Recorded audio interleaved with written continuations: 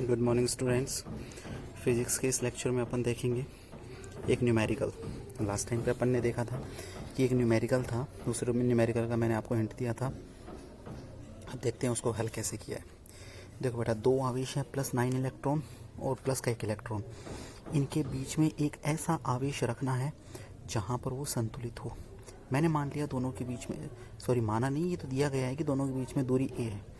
मैंने मान लिया कि उस आवेश को +9 इलेक्ट्रॉन से x दूरी पर रखा जाता है।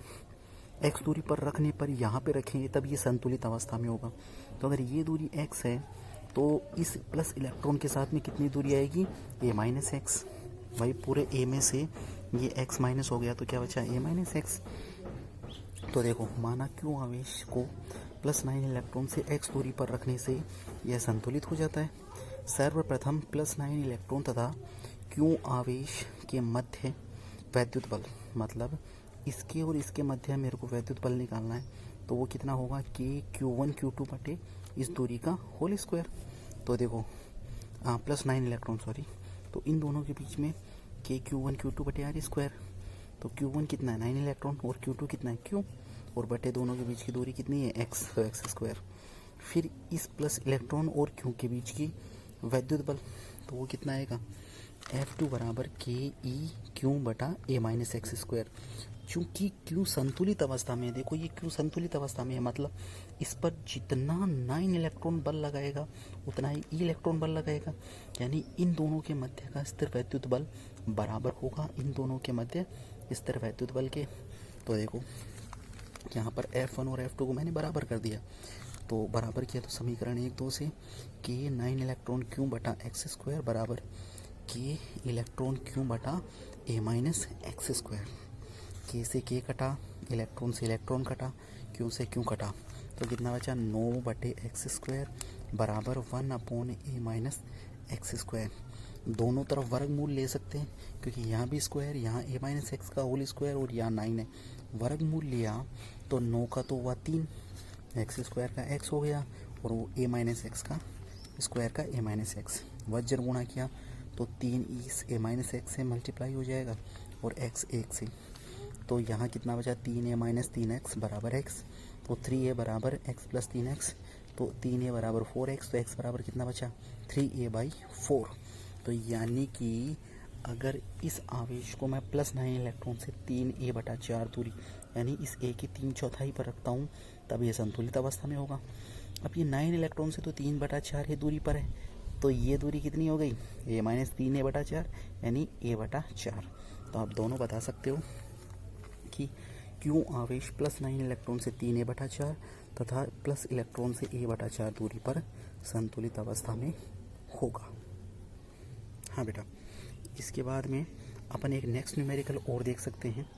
ये न्यूमेरिकल क्या है कि दो समान गोले जिन पर विपरीत किंतु असमान आवेश है, असमान आवेश है लेकिन विपरीत हैं, यानी एक प्लस एक माइनस, एक दूसरे से 90 मीटर दूर रखे जाते हैं। यानी अपन को दूरी r का मान दे रखा है 90 मीटर, चूँकि सेंटीमीटर नहीं मीटर है, इसलिए MKS पद्धति में अपन ये का ये मान रखेंगे। इनको आपस में स्पर्श कराकर पुनः उतनी ही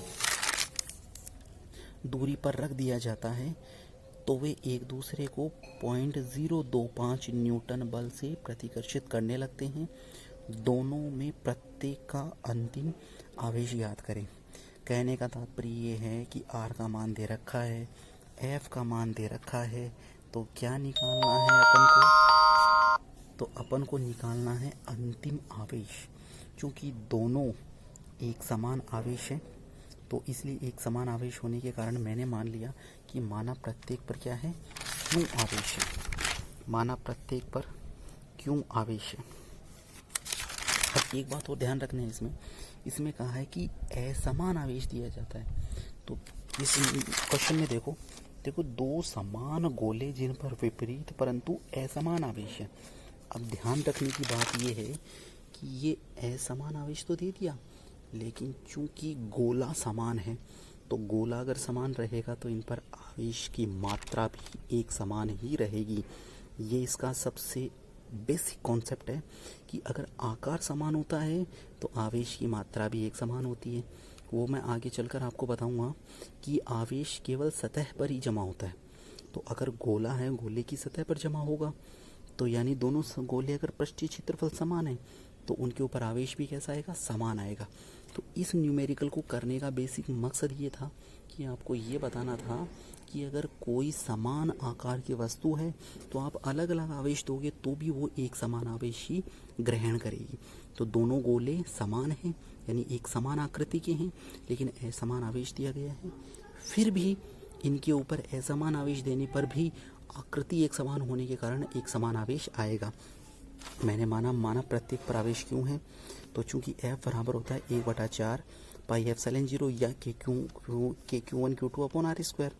F का मान दे रखा है, K का मान अपन को पता है 9 × 10⁹ और Q1 Q2 यानी Q square, Q into Q, और इसका मान दे रखा है 91 मीटर।